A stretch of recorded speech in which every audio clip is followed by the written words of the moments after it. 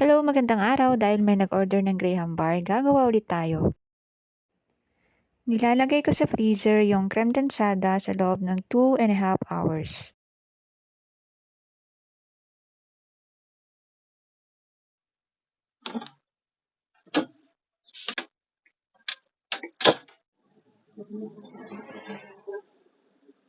Ganito ang magiging consistency niya pag nalagay na sa freezer.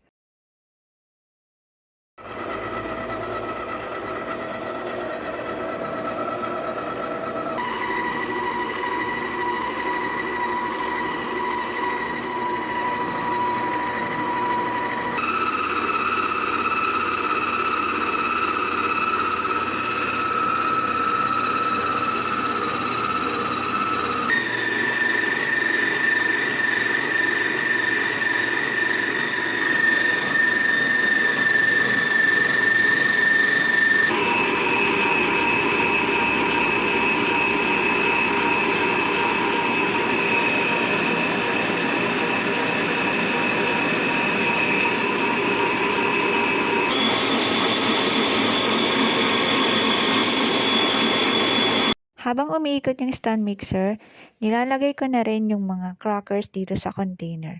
Bale, 3 containers lang yung ginamit ko dito sa 3 lata ng creme densada.